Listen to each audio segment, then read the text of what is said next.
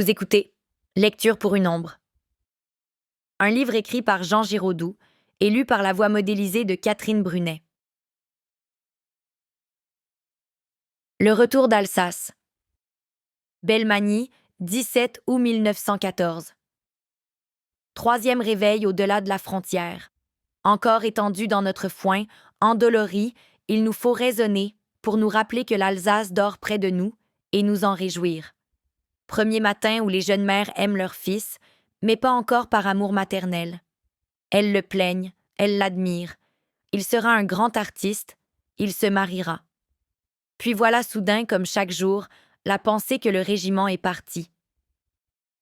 Nous nous levons à demi habillés, des inconnus autour de nous surgissant du foin, à la vitesse, avec les ennuis d'une résurrection, se plaignant du bras, d'une fluxion, de la jambe. Les brindilles sont imprimées sur nos mains, nos joues, épanouies sur la joue malade, et jusqu'au soir nous aurons l'air d'avoir dormi entre l'époque tertiaire et l'époque quaternaire. 6 heures. Nous rejoignons au jardin du couvent les téléphonistes. Nous sommes en réserve aujourd'hui et les convois nous dépassent. Toutes les voitures ont encore leur ancienne peinture et leurs placards. Ils passent les autobus de la route des Alpes, ceux de Chamonix, ceux de la Grande Chartreuse que nous montrons à la sœur Converse, ceux de Grenoble, une croisade de tourisme improvisé, toutes autres excursions cessantes vers un pays merveilleux découvert la veille et à laquelle se sont joints, en cours de route, les omnibus des villes traversées, le cheval blanc de Pontarlier, le coucou de Nyon, noir et rouge, incapable cependant de résister à tant d'attraits, et les chevaux de Forcalquier seuls regimbent, trouvant la gare plus loin encore que d'habitude. Les deux téléphonistes sont deux professionnels de Paris qui bavardent avec les autres postes et appellent Belmagny-Belleville, Gutzow-Gutenberg. Des soldats de la route leur crient les numéros qu'ils avaient coutume de demander à Paris, Passy 65 au 67, Centrale 10 au 18, numéro de petite camarade, numéro de la maison de Borgnole, équation tendre ou macabre, Louvre 30 au 31, numéro que je connais, numéro du musée Gustave Moreau.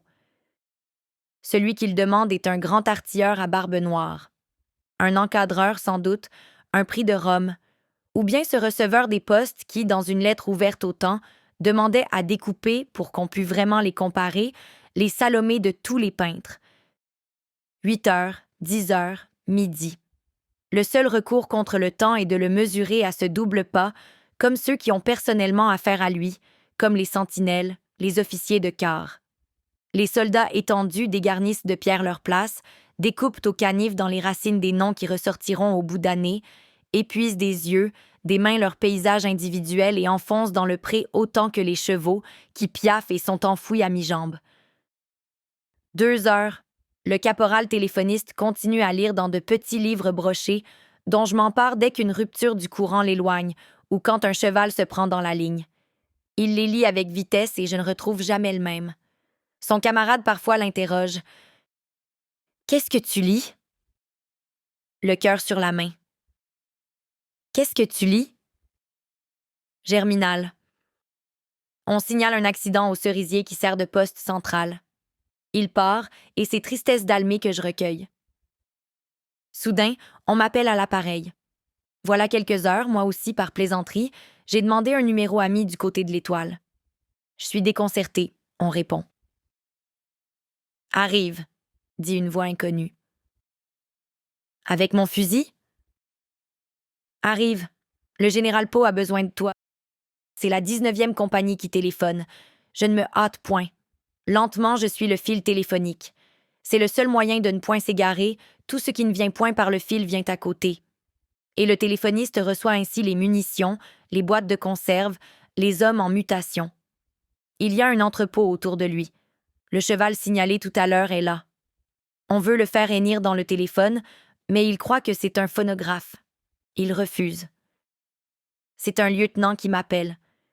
Au temps où il préparait la licence, il a connu à Louis le Grand mes camarades et désire parler d'eux. Je suis habituée à ces fantaisies d'officier. À la caserne, on est soudainement aussi convoqué par un capitaine inconnu qui veut connaître l'horaire des paquebots pour la Chine, en passant par le plus d'îles possible, ou le programme du doctorat en droit. Le dos tourné à la France, à nos amis, mon lieutenant se félicite, puisqu'il devait y avoir la guerre, d'avoir préparé la licence d'histoire. Le soir est venu. Il se lève une grande lune ronde, un grand plateau d'étain que doit considérer avec amour, en ce moment, l'artilleur à barbe noire. L'Angélus sonne, dans un village où notre armée n'est pas encore, car notre premier soin dans chaque clocher est de couper les cordes. Les reflets du couchant, le vent de la mer nous viennent aussi ce soir de chez nos ennemis, de l'Est, du Rhin. Douce soirée où l'on pouvait encore croire, à la rigueur, le calcul des probabilités cédant simplement à la chance, qu'il n'y aurait pas de mort pendant la guerre. Nous parlons, sans la ménager, de cette paix qui fut jusque-là la seule dangereuse, des 2 ou 3 camarades communs qu'elle a fait périr. Revel, mort subitement en tramway, dans sa première redingote, civil qu'il était. Manché, mort à Mayence, déjà prisonnier là-bas d'un professeur qu'il avait présenté à la fille de Bédecker. Nous parlons en riant des vivants, de Besnard, qui traduisit Nérus, nom d'un patricien, par son second sens de laurier rose. Elle prit 2 époux, disait sa traduction, Métellus et un laurier rose. Des 3 frères d'Ournel, éparpillés dans la classe et qui trouvèrent un jour le moyen d'avoir la même place en thème latin. Comme tous les Français de ce mois d'août, qui pensaient satisfaire la guerre en lui abandonnant, dans le fond de leur cœur, et non sans pitié, les hypocrites de leur connaissance, les méchants, nous sentons subitement exposés à la mort les cancres lâches ou voleurs. Mais les professeurs de grec, les lecteurs à Uppsal, les élèves littéraires fiancés, doux sadisme, aux filles des professeurs de sciences, semblent encore invulnérables. Pouvions-nous imaginer que Besnard était déjà tué, que les Dournel seraient engloutis tous 3, à quelques semaines d'intervalle, se succédant vers la Lorraine, comme les puisatiers qui veulent retirer le premier asphyxié? Que Saint-Narné, surtout, qui s'était battu en duel avec des herboristes, était déjà mort? C'est à Saint-Narné, justement, que le lieutenant envoie une carte où nous lui demandons s'il a toujours sa tête. Nous en étions encore, comme nos soldats, à mettre le képi d'un camarade pour lui jouer un tour sur la tombe la plus fraîche du cimetière. 5 heures moins le quart. 5 heures moins 10. Aux environs des repas, il convient de serrer les heures de plus près. Je quitte le lieutenant licencié et regagne le couvent, où la sœur converse m'annonce qu'un ami est venu me demander. Elle prétend déjà reconnaître les armes et, à son avis, c'est un cuirassier. Ou plutôt, s'il y a des artilleurs qui bégayent, un artilleur. Elle reconnaît aussi l'amitié. Il doit m'aimer beaucoup et reviendra demain. Puis on nous remonte coucher à l'école, alors que la compagnie de l'école descend dormir au couvent. On ne veut point que nous prenions des habitudes, avec Dieu ou avec l'instituteur. Sommeil troublé par Horn, qui a des doutes sur l'Alsace, qui n'a pu vendre aux habitants la peau de notre lapin. Burnhaupt, 18 août. Départ à 5 heures dans la direction de Mulhouse. Passer de Sople-Haut à Sople-Bas, de Spechbach-le-Haut à Spechbach-le-Bas. Grande halte dans un bourg qui n'est ni haut ni bas et n'a pas à s'équilibrer dans le vallon par un village jumeau. On découvrira d'ailleurs plus tard sur la carte qu'il a son contrepoids au-delà de Strasbourg. Le barbier passe pour particulièrement francophile et tout le monde va se raser chez lui. Chacun emporte son savon, son blaireau, son rasoir et lui regarde. Mais enfin, on se rase chez un coiffeur. Déjeuner aussi chez un restaurateur. Nous achetons le vin à des particuliers, mais nous tenons à le boire dans le café. Dormi 1 heure chez l'hôtelier. Après ces 15 jours sans ville et sans bourg, chaque vitrine de boutique nous attire, comme si c'était l'hospitalité elle-même qui élargit ainsi les portes des maisons du pain, du vin, du chocolat. Bavarder chez des rentiers. Interrompu par le bombardement de Burnhaupt-le-Haut, dont le clocher vacille et s'effondre. Celui de Burnhaupt-le-Bas, entre 2 bosquets, remonte de quelques centimètres. Nous commençons à être las de nous battre tout seuls. Impossible de voir un Allemand. Dans les tranchées de Saint-Cosme, dans celles de Bretten, pas d'autres traces, selon le régiment, que celles de la Gemütlichkeit badoise, ou munichoise, ou saxonne, un harmonica, des verres de Goethe sur les violettes au bas d'une carte postale, un dentier dans une boîte mauve, des objets aussi divers et pacifiques que ceux qu'on trouve, les soirs de course, dans le métro de Maillot. Pas de casque, de sabre, mais une valise, des vis de buis au bout de ficelle, un arc, un boomerang. Sur les pansements abandonnés, un sang pâle, un sang de malade d'hôpital, le sang de cette race qui reste civile sous ses armes, dont la vie, dont la faim, dont la soif ne s'épurent pas par la guerre. Je sens déjà toute l'injustice de faire battre contre cette masse de civils des militaires. Guerre vaine, où l'on capturera sous le nom de chevaux légers bleus, de hussards blancs, dans une veste verdâtre, des garçons de café, des peintres de Dresde aux prunelles carrées découpant déjà en cubes la sentinelle berrichonne qui les conduit à l'arrière. L'air est menu, le vide a régné là juste avant notre arrivée. Quelques cadavres, ceux des Allemands qui ne pouvaient vivre sans respirer. Dans les caves, dans les granges de village, les autres ont eu le temps de se transformer. Des gens, sortis d'un demi-sommeil, nous parlent en demi-français. La douzaine d'otages est prête, il y en a même 13. Rien que les domestiques stylés de la guerre et l'enfant qui crie quand un canon tonne et giflé. Les meubles seuls, couverts d'inscriptions, essayent de se sauver en avouant qui ils sont. Je suis le buffet, camarade. Je suis le verre fragile où plus d'un cœur a pleuré. Je suis l'armoire, cher frère, remplis-moi de beaux lins. Des coussins affolés parlant sans raison de l'aube, de l'occasion, de l'amour. Meubles sur le fronton desquels va apparaître une dénonciation en lettres gothiques. Mes maîtres sont cachés en moi. Mais ils n'y sont pas, et de France seulement arrive la preuve qu'ils existent. Le lieutenant Souchier a reçu de sa femme la nouvelle qu'on promène 42 prisonniers dans Roanne, et pas un enfant, pas une vieille paralytique, sur la route de Charlieu, qui ne les ait déjà comptés un à un pour voir s'il y a bien le nombre. Enschingen, 19 août. Longue marche dans le brouillard. Les 3 ou 4 hommes du régiment qui se sont munis à Roanne d'un capuchon imperméable déclarent qu'ils préféreraient une bonne averse. Mais la canonnade devient si violente que la brume se lève. Le canon, au lieu d'amener la pluie, servait encore contre les orages, la grêle.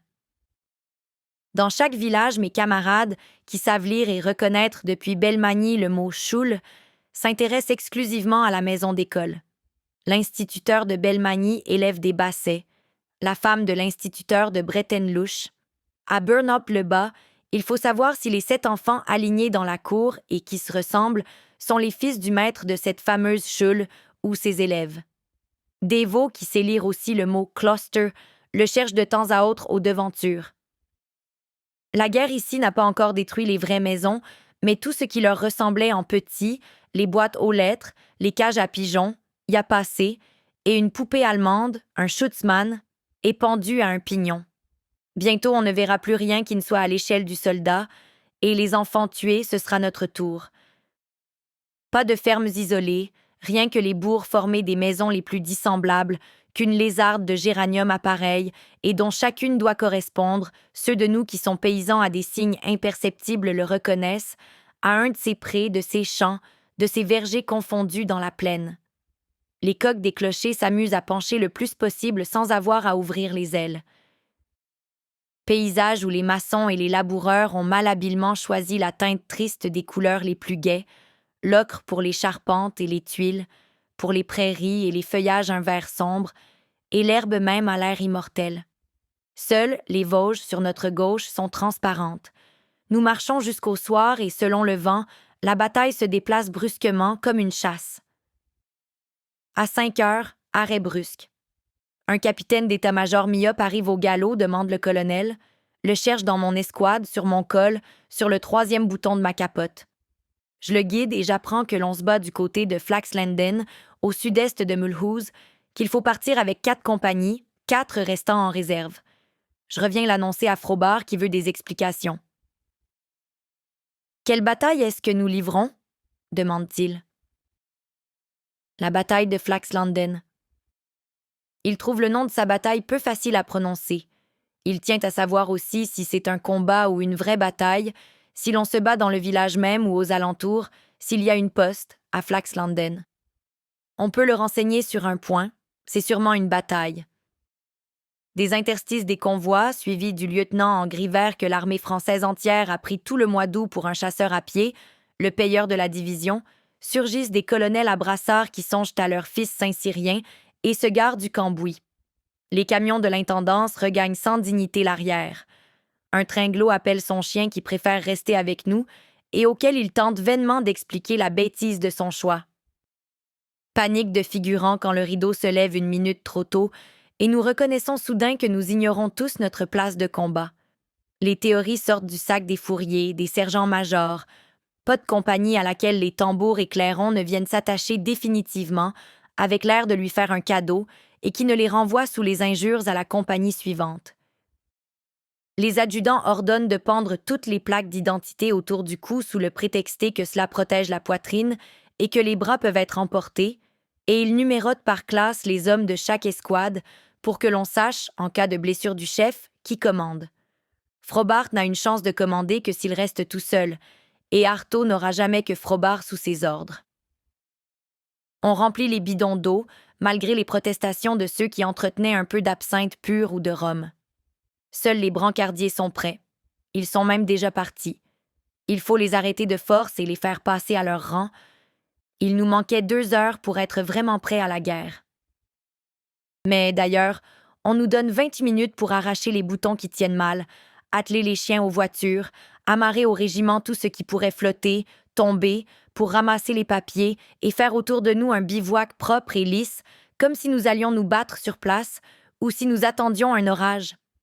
Du moins, nous ne glisserons pas, nous ne tomberons pas. L'honnêteté du régiment se rétablit, les hommes qui ont caché leur sac dans un camion, avec la complicité du conducteur, courent le reprendre.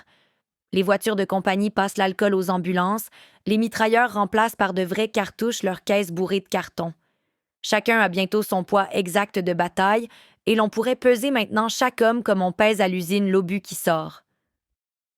Tous ceux qui n'avaient pas de bidon, de troisième cartouchière, de vis de culasse, en découvrent soudain un choix près d'eux, et il apparaît même un képi pour Artaud, notre conducteur, qui est depuis Roanne tête nue. C'est un képi rouge sans manchon, bien visible, mais Artaud se moque d'être repéré. Il a déjà un cheval blanc et, sur sa voiture, sont peints les drapeaux de tous les alliés. Celui du Tonkin n'est même pas sec. L'ordre arrive. Nous partons dans la direction de Bernwiller. Voici Bernwiller. Nous le traversons au pas gymnastique. Il a dû défiler pendant la journée tant de troupes que personne des portes ne regarde ce régiment courant à la bataille. Nous aurions pourtant voulu demander des renseignements sur Flaxlanden. 2 gendarmes menacent l'un de nous qui a secoué des prunes au passage. Un cantinier qui se rase sur l'accotement, la glace pendue à un cerisier, attend nerveux, la figure débordant de mousse, que nous ayons fini de faire trembler sa route. Sur le chemin de ces 1000 hommes aspirés, les gens seulement dont l'unique rôle est d'empêcher qu'on déniche les nids, qu'on vole une poule, qu'on pêche les écrevisses avec des mailles trop petites. À la sortie du village, une grande route droite et vide, silencieuse. Personne non plus qui revienne de la bataille. Nous aimerions en voir arriver cependant un cycliste, n'importe qui, un vaguemestre.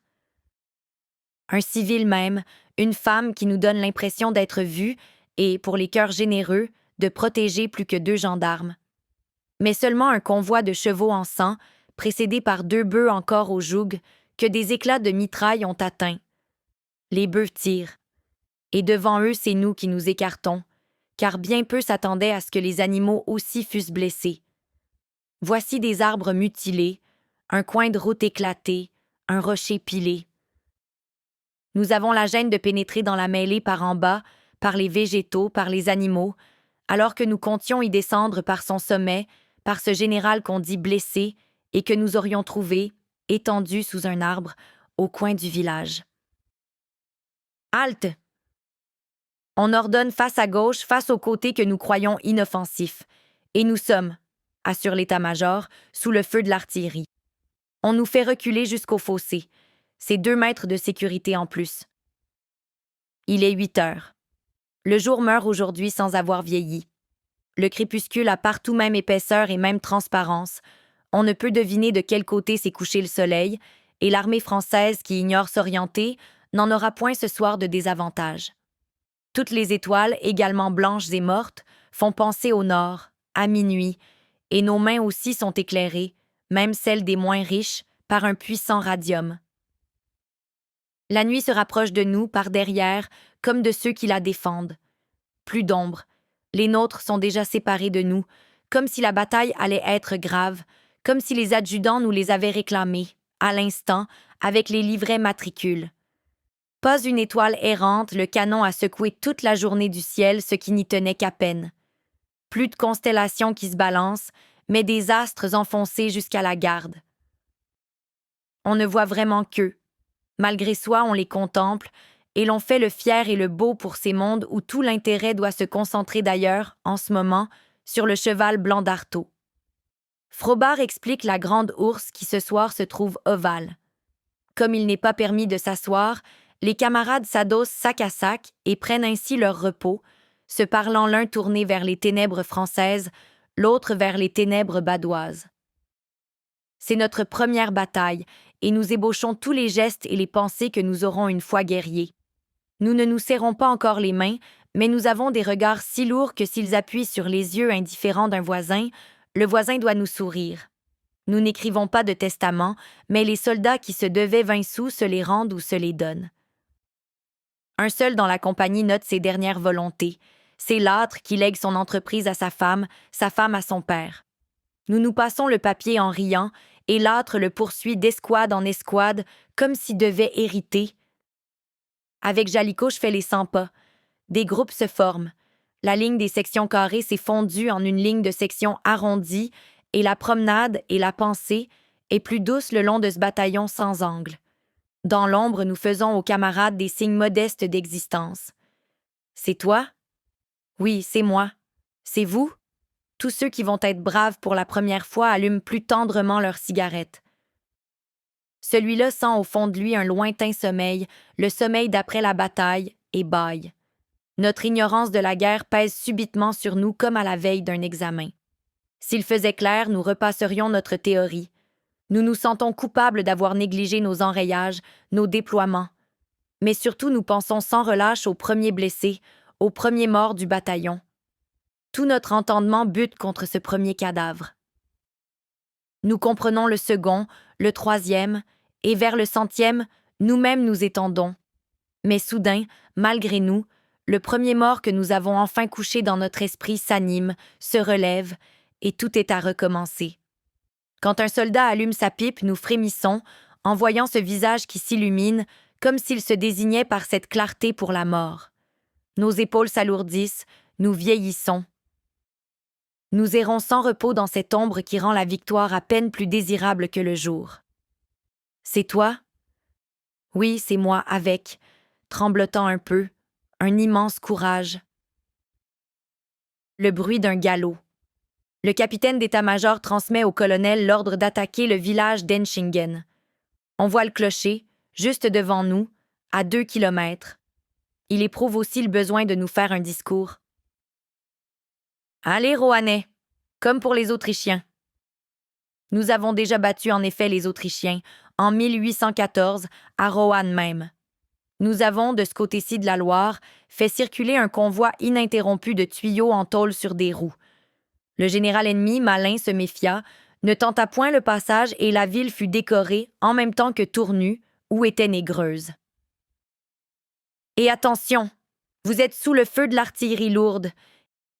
Il part enfin. Non, il revient, toujours au galop. Vous êtes sous le feu de l'artillerie légère. Est-ce qu'il va reparaître ainsi pour chaque calibre, pour les mousquetons, pour les revolvers? Le colonel lève le bras, la baisse. Nous partons. Les 4 compagnies avancent en ligne à 100 mètres d'intervalle, chacune serrée et silencieuse. Les hommes ne prononcent pas une parole, malgré leur désir de savoir au juste ce qu'ils font, si c'est une marche d'approche, une charge, s'il y aura des mitrailleuses. Mineurs, tisseurs, ils ont éteint leurs cigarettes, leurs pipes, comme à l'entrée dans l'usine, par précaution. Ils vont à toute allure. La crise de discipline qu'ils ont pour la première fois se résout en silence, en vitesse, et les plus disciplinés ont pris le pas gymnastique.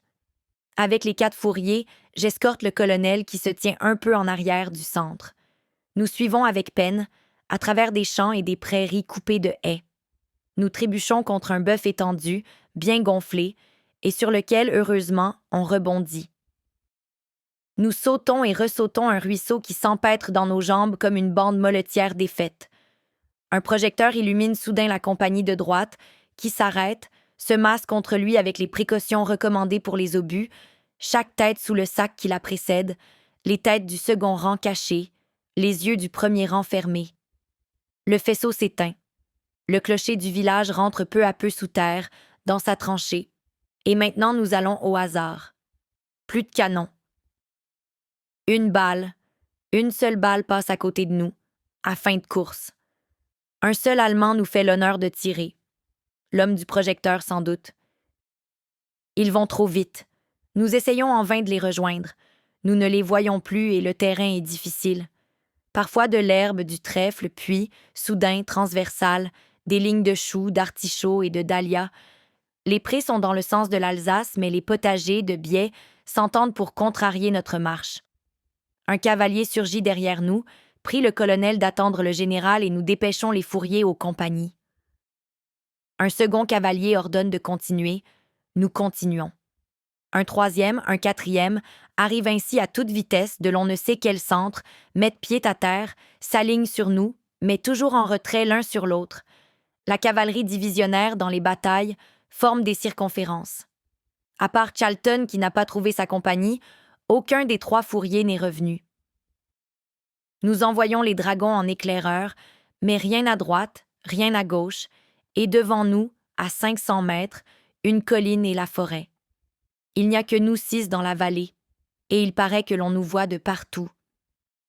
La fraîcheur tombe, la première couche de rosée se pose sur nos fusils. L'homme du projecteur tire un dernier coup de canon, le clocher d'Enschingen se dresse soudain à notre droite, tout en arrière. Une perdrix, les compagnies ne sont point passées là.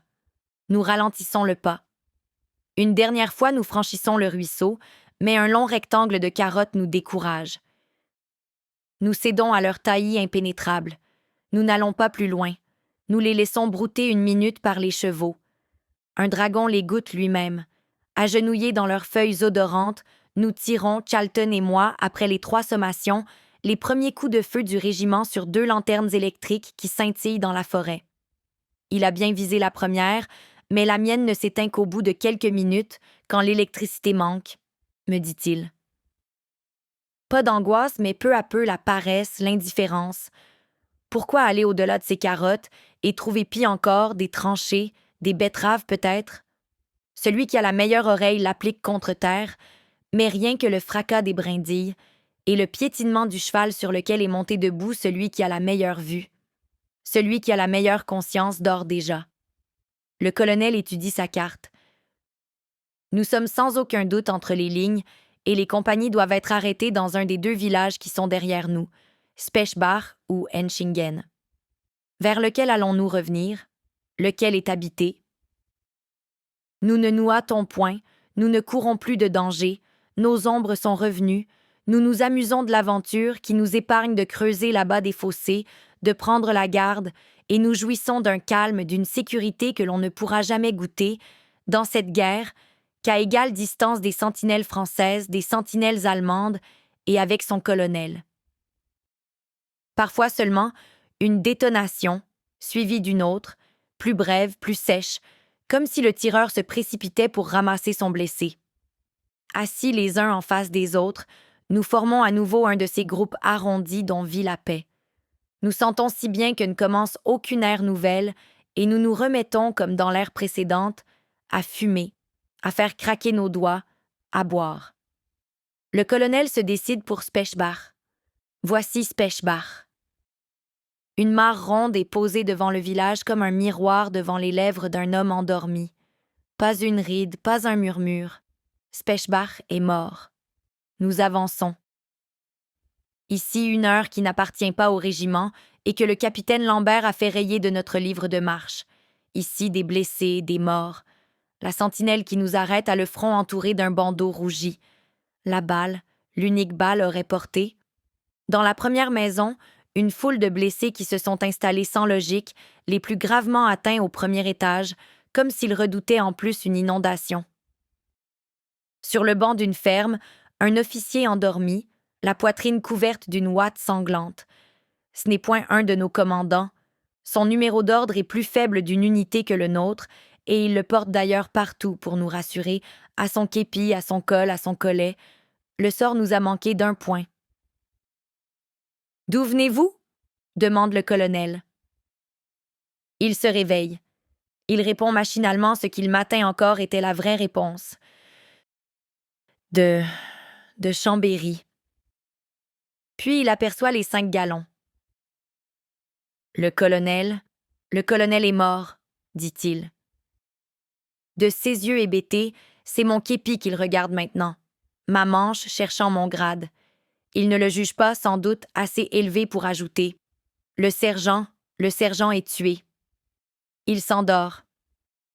Nous repartons. Chalton a sur la main un peu de sang de Chambéry. Il le montre à son dragon pour faire croire qu'il est blessé, et il s'y trompe lui-même, à chaque cigare qu'il allume. Bernwiller 20 août. Occupé Henschingen à minuit juste. Je dis minuit juste, bien qu'il y ait à ce sujet une dispute entre mes 2 compatriotes, Lorraine, qui a gardé l'heure de la ville, et Clam, qui a l'heure de la gare. Les Allemands viennent de partir, laissant la mairie préparée comme une souricière, des tablettes de chocolat sur la porte ouverte, des croûtes de fromage sur la table.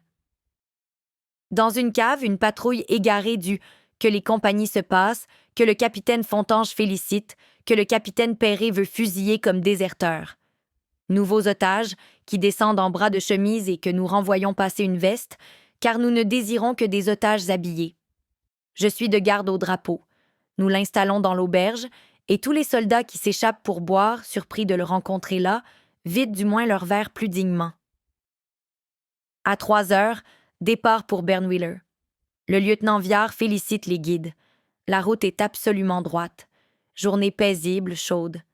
Nous jouissons de ce soleil que nous avions, suivant d'illustres exemples, jetés hier soir pour le reconquérir, dans la bataille même, jetés dans le mauvais sens d'ailleurs, jetés en France. On me charge de la surveillance des otages qui dorment sur des charrettes à claire-voie, à part un conseiller municipal nerveux, dont c'est aujourd'hui la fête, que sa famille attend, et qui reste assis sur la claie à se lamenter, alors que tous les autres ont depuis longtemps, dans le poids du sommeil, passé au travers. Nous nous organisons, nous nous déployons, nous creusons des tranchées face à Henschingen, comme si nous n'avions d'autre but dans la guerre que de prendre ce village une fois par jour. Petit déjeuner avec des veaux chez un vieil Alsacien, sourd-muet, et qui s'empresse à nous servir, protégé qu'il est par ses infirmités contre toute dénonciation. La trouvaille d'un œuf de poule, puis d'un œuf de canard, nous conduit à l'idée de l'omelette que nous préparons chez 2 sœurs allemandes, 2 jumelles. L'impression enfin d'être des conquérants. Chacun de nos mots fait courir, se heurter, ces 2 images semblables, et nous avons à la fois notre volonté brune et notre volonté blonde. Au mur, sur le papier gris, des taches carrées plus claires. Il y avait là des cadres et l'on pourrait reconstituer, d'après la couleur plus ou moins passée, toute la famille impériale. Je fais pâlir les esclaves en leur demandant où elles ont caché ces portraits, et Dévaux leur pose, sans malice, des questions alternativement menaçantes et affables. Si l'empereur est bien paralytique général, quels sont leurs prénoms, comment finira la guerre, ce que veut dire le mot « je mutelis ». Elles ne répondent qu'aux questions affables, mais avec la crainte que les questions sacrilèges ont causé. Elles s'appellent Tremblante, Elsa, Johanna. Je mutelis veut dire « quand tout est bien, quand tout est gai ». Hier, il s'est gemütlich, dit Dévaux pour trouver un exemple. Ja, répondent-elles, ja. Il suffit d'agiter le mot gemütlich aux yeux d'une... Nous espérons que vous avez apprécié cet aperçu. Pour continuer à écouter ce livre audio sur Google Play Livres, utilisez le lien dans la description de la vidéo.